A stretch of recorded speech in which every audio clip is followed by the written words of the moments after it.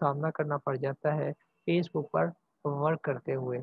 अब इसमें क्या है बेसिकली, सबसे पहले तो ये देख लेते हैं कि आप चेक कहाँ से करते हैं कि आपके पेज पर किसी किस्म की रिस्ट्रिक्शन या वायलेशन तो नहीं आ गई। ये बेसिकली हम चेक करते हैं, मैंने फर्स्ट क्लास में बताया भी था। बताएं मुझे ज़रा, कहाँ से चेक करते हैं कि आपके पेज पर किसी किस्म की रिस्ट्रिक्शन या वायलेशन तो नहीं आ गई है? बताएं चैट बॉक्स में।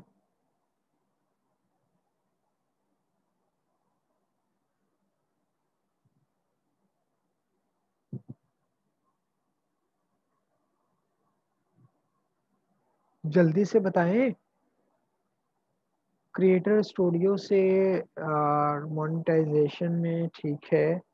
ज़बरदस्त, प्रिंस स्टार ने बिल्कुल ठीक बताया जनाब। आपको जाना है क्रिएटर स्टूडियो में, देन मोनेटाइजेशन में, एंड देन प्राइवेसी पॉलिसी नहीं, पॉलिसी इशू टैब में।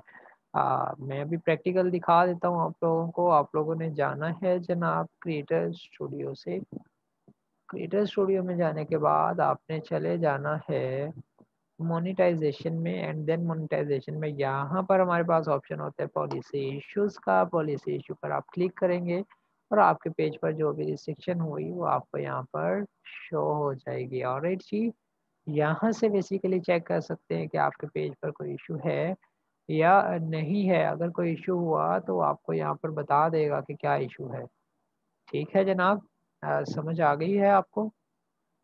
तो यहाँ से बेसिकली आपको पता चल जाता है। आपने जब भी फेसबुक पर वर्क कर रहे हो, आपने थोड़ी थोड़ी देर बाद चेक करते रहना है कि आपका पेज उड़ गया या अभी भी बाकी है। जब यहाँ पर आ जाए रिस्ट्रिक्टेड मोनेटाइजेशन, तो इसका मतलब है ये पेज जा चुका है। और अगर यहाँ पर नो मैटर के वायलेशन अभी क्या आई है कि नहीं, अगर यहाँ पर लिखा हुआ है नो मोनेटाइजेशन बरीची, तो इसका मतलब है अभी पेज में जान है। और जब ये लिखा हुआ आ जाए रेड में या येलो में restricted monetization, so it's mean कि ये पेज अब जा चुका है और अब इसमें जान बाकी नहीं है। ठीक है। और सबसे ज़्यादा फेसबुक पर जो इशू आता है हमें वर्क करते हुए, वो आता है लिमिटेड ओरिजिनलिटी ऑफ कंटेंट का। जब भी आपके पेजेस उड़ेंगे तकरीबन 90% उन पे जो इशू आएगा वो लिमिटेड ओरिजिनलिटी ऑफ कंटेंट का आएगा। किसका आएगा जनाब? वो आएगा लिमिटेड ओरिजिनलिटी ऑफ कंटेंट का इशू आएगा। और ये क्यों आता है, क्या वजह है, अभी हम देख लेते हैं। Master share content that was unoriginal repurpose content. आसान हो रही है, वेट कीजिएगा।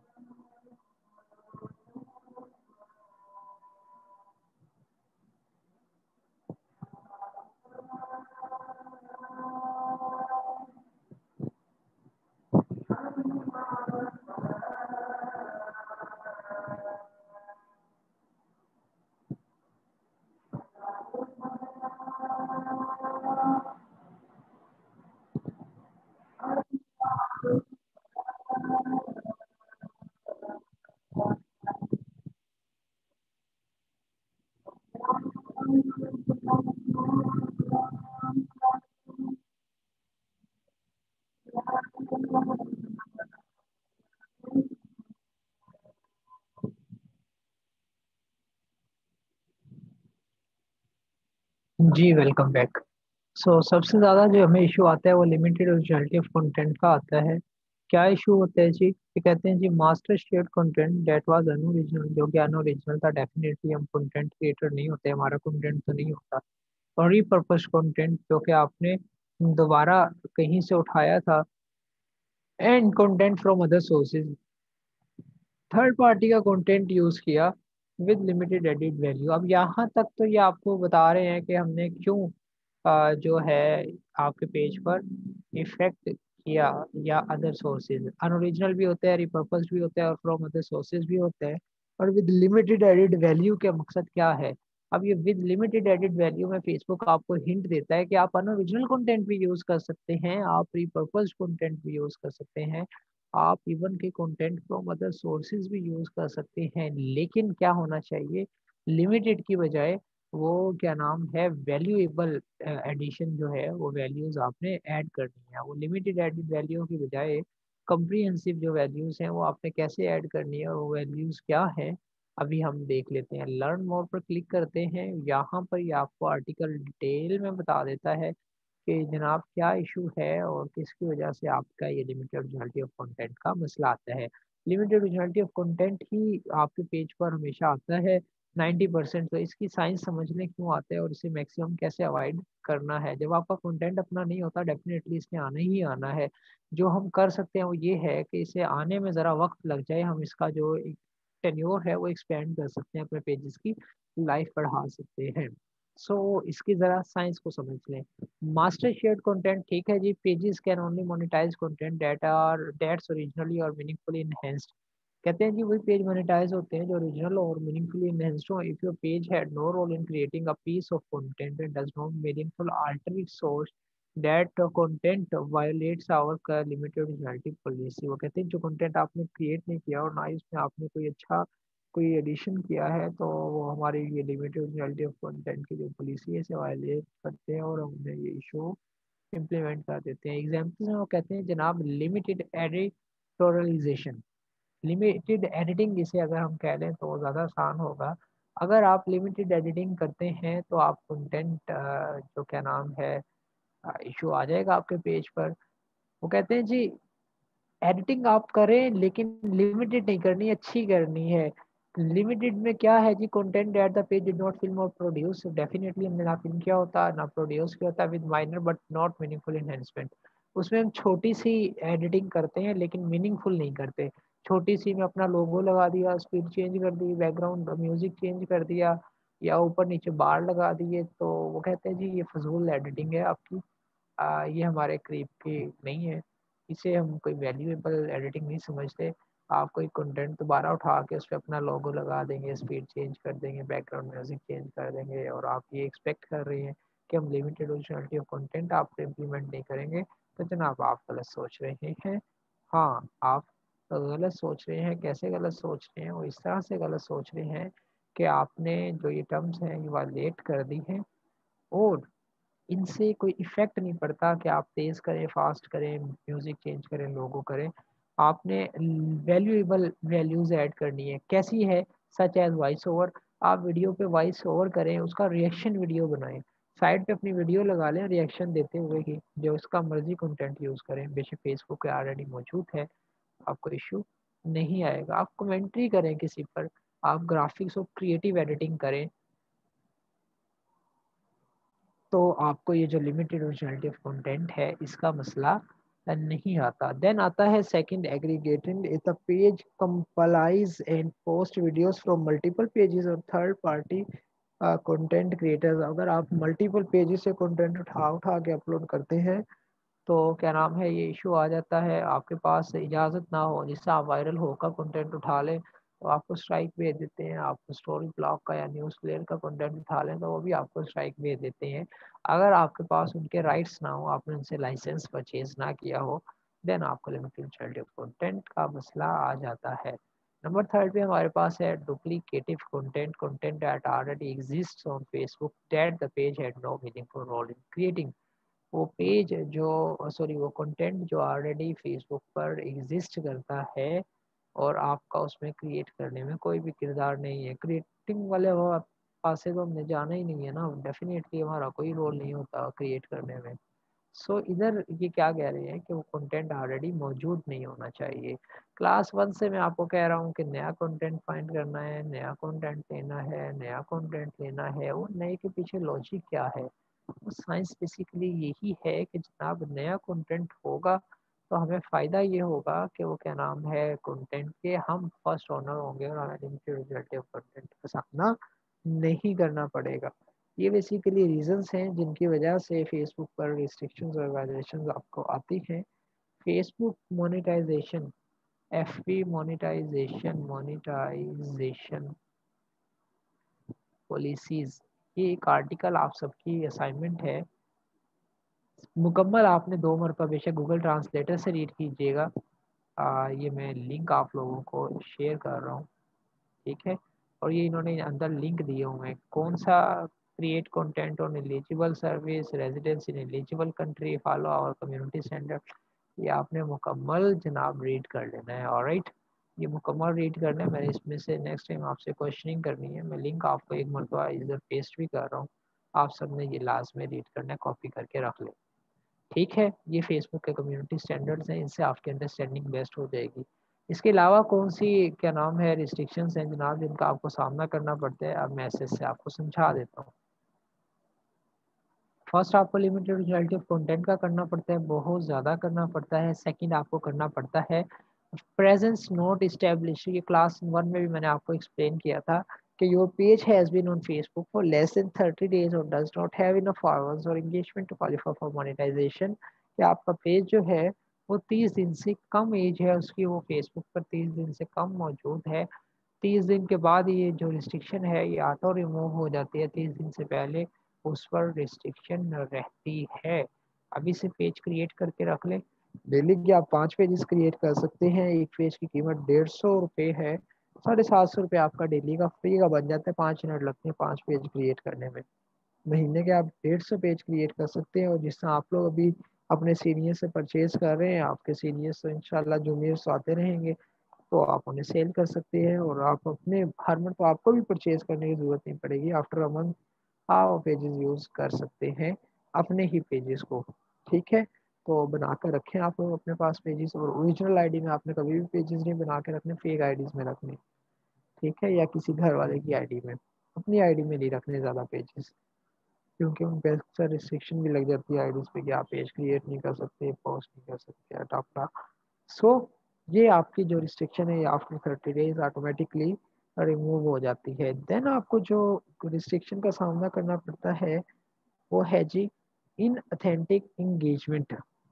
अब ये क्या है इन अथेंटिक इंगेजमेंट? जब आप ऑटो कीबोर्ड यूज़ करते हैं, उससे शेयरिंग करते हैं, पैनल से लाइक ले लेते हैं, उस सूरत में ये इशू आ जाता है, एडमिन आईडी से आप ग्रुप्स में शेयरिंग करते हैं, देन भी ये इशू आ जाता है, और आप अपनी पोस्ट को खुद ब खुद लाइक करते हैं एक ही आईपी एड्रेस से, देन भी इशू आ जाता है। सो आपने अपनी ओरिजिनल आईडीज़ को एडमिन वाली आईडी से तो कभी पेज पर ऐसा ही हरकत नहीं करनी कि आप उससे शेयरिंग करने बैठ जाएँ, ऐसा आप कुछ करने बैठ जाएँ, नॉट एट ऑल। आपको ये कुछ नहीं करना, आपने ये तमाम चीज़ें दूसरी आईडी से करनी है, जैसे मैं आपको समझाऊंगा।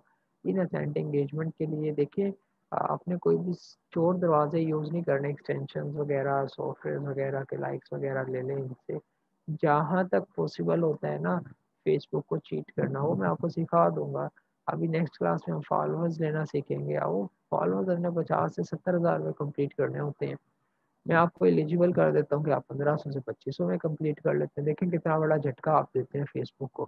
देन वॉच स्ट्रीम आपने कोई साल लगा के कंप्लीट करना होता है, आप 24 घंटे में कंप्लीट कर लेते हैं। फेसबुक को समझ ही नहीं आती कहाँ से वॉच स्ट्रीम आया है, 24 आवर्स में कंप्लीट हो जाता है, ये झटका, ठीक है। और अब आप अगर इतना फिर पाकिस्तान मोनेटाइजेशन के लिए एलिजिबल ही नहीं है, फिर भी हम बैठे पाकिस्तान में काम करते हैं और अर्निंग करते हैं, ये इतना बड़ा झटका। अब ये वो जगह है जहाँ पे हम चीट कर सकते हैं, तो वहाँ पे हम करते हैं, लेकिन अब वो इसमें ओवर स्मार्ट जो बनेगा तो वो लॉस ही खाएगा। जहाँ तक सेफ हद तक क्या नाम है इसकी चीटिंग्स हैं, वो मैं आपको बता दूंगा, ट्रिक्स एंड टिप्स। अपनी तौर पे अगर आप कुछ ट्राई करें तो ऑलवेज वेलकम, मैं रिकमेंड कभी भी नहीं करूँगा आपको, ठीक है। आप जो इंशाल्लाह मैं आपको समझा रहा हूँ उससे आप बहुत ज़्यादा सेफ एंड चलेंगे, आपको किसी किस्म की इशू या रिस्ट्रिक्शन का सामना बाद इतनी आसानी से नहीं करना पड़ेगा।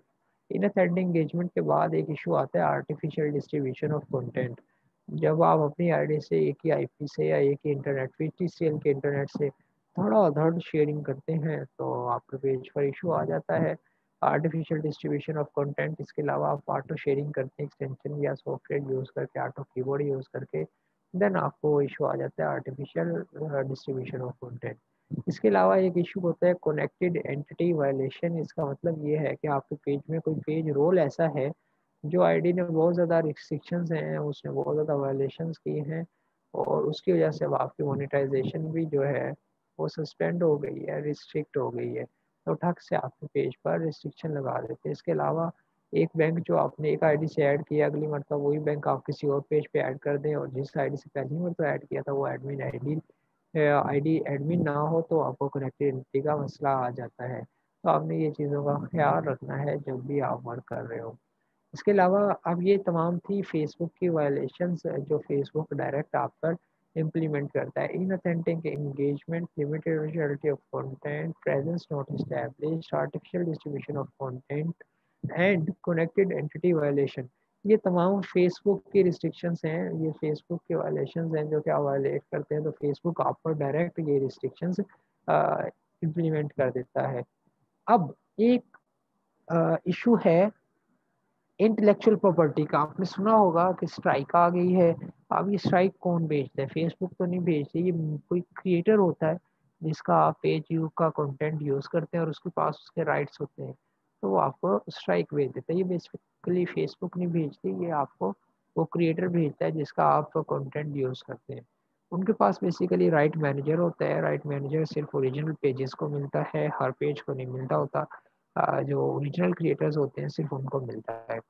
तो जैसे ही आप वीडियोस अपलोड करते हैं, आप वीडियो अपलोड करते हैं तो थोड़ी देर के लिए वो प्रोसेसिंग में जाती है। तो प्रोसेसिंग में फेसबुक बेसिकली यही चेक करता है कि ये किसी कंटेंट इन्होंने किसी उस सोर्स का तो नहीं उठाया जो कि राइट्स रखता है फेसबुक पर। अगर वो रखता हो तो फेसबुक उस राइट होल्डर को नोटिफिकेशन भेज देता है कि जनाब फलां पेज आपका इतने सेकंड की वीडियो या म्यूज़िक यूज़ कर रहा है। आप उसके बाद दो ऑप्शन होते हैं, या वो अर्निंग क्लेम कर ले या वो आपको क्या नाम है स्ट्राइक भेज दे। तो मोस्टली मोनेटाइज पेजेस के तो क्या नाम है अर्निंग ही क्लेम करते हैं। सेकंड के या तो लिंक लगा लेते हैं या स्ट्राइक भेज के पेज रिकवर को वो कर देते हैं, ख़राब कर देते हैं। तो इसे आपने अर्निंग क्लेम जब भी आए आपने जाना है और वीडियो को डिलीट कर देना है सिंपली। ठीक है, और कभी भी ब्लू वेरीफाइड पेजेस का कंटेंट यूज़ नहीं करना, like 5 minute crafts, Nas Daily, night fam, इनका आपने कभी भी कंटेंट यूज़ नहीं करना, इशू आ जाएगा। सो ये बेसिकली फेसबुक के रिस्ट्रिक्शंस और वायलेशंस हैं जिनका फेसबुक पर वर्क करते हुए हमें सामना करना पड़ता है। सबसे ज़्यादा लिमिटेड रिजल्ट ऑफ कंटेंट का आता है, उसमें बस आप एडिटिंग अच्छी रखें या अपनी फेस कैम के साथ रिएक्शन वीडियो बनाएं, अपनी ना बनाएं, छोटे भाई की बना लें, कुछ भी नहीं है यार। और मोबाइल से शूट करें, कॉर्नर पे लगा दें। कोई वीडियो एडिटिंग आपको पता ही होगी काइन मास्टर वगैरह से कैसे करते हैं, और वो वीडियो साइट पे लगा दें, इंशाल्लाह आपको इशू का सामना नहीं करना पड़ेगा। मज़ीद आपको एडिटिंग की क्लासेस में भी समझा दिया जाएगा। ये बेसिक सी क्लास थी। अब हमारा बिल्कुल बेसिक लेवल था पेज क्रिएट करना, कंटेंट फाइंड करना और रिस्ट्रिक्शंस और वायलेशंस का पता होना, वो आज कंप्लीट हो गया। नेक्स्ट हम इंशाल्लाह प्रैक्टिकल वर्क स्टार्ट करेंगे जिसमें मैं आपको बताऊंगा कि आपने अपने 10,000 फॉलोअर्स जो हैं वो कैसे कंप्लीट करने हैं। ऑलराइट जी, आपका कोई क्वेश्चन है तो आप लोग पूछ सकते हैं।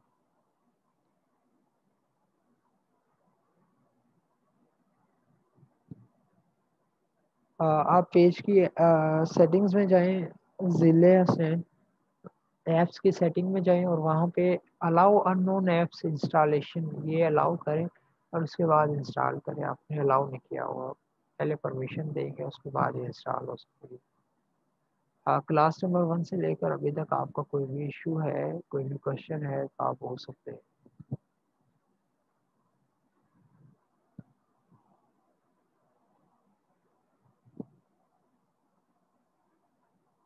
अबू बकर, यूट्यूब का कंटेंट आपने एज इट इज़ सिर्फ उस सूरत में लगाना है अगर वो फैन पेज है और आप 100% श्योर है कि ये कंटेंट ऑलरेडी मौजूद नहीं है, अदरवाइज एडिटिंग करके लगाएं। कर आप सब कुछ ही सकते हैं, कर तो आप फेसबुक का कंटेंट भी दोबारा यूज़ कर सकते हैं, लेकिन ये बात याद रखिएगा पेज ने 3 से 4 दिन ही चलना है। फिर 3 से 4 दिन में अगर आप गेम डाल दें $100 से ऊपर की, देन डेफिनेटली करें फेसबुक के कंटेंट उठा के, अदरवाइज फिर एडिटिंग करें अच्छी से। एडिटिंग बहुत मज़ेदार स्किल है, मैं पर्सनली खुद भी एडिट करता हूँ अपने वीडियोस अभी तक, हालांकि मेरे पास वीडियो एडिटर है। तो हर फन मौला होना चाहिए इंसान, ताकि ज़रूरत के वक्त किसी का सहारा न लेना पड़े, अपना काम एटलीस्ट ना रुक पाए। तो सब कुछ आना चाहिए, और जब आपको सब कुछ आता है तो ही आप टीम से वर्क ले सकते हैं, और फेसबुक आपको टीम वर्क बना के काम करना पड़ता है। अभी तो इंशाल्लाह वेट करें, आप लोगों को पेड इंटर्नशिप भी ऑफर करनी है हमने। जिस दिन कोर्स सेंड होगा उसी दिन जनाब हम आपको ऑफर कर देंगे, टेंशन ना लें।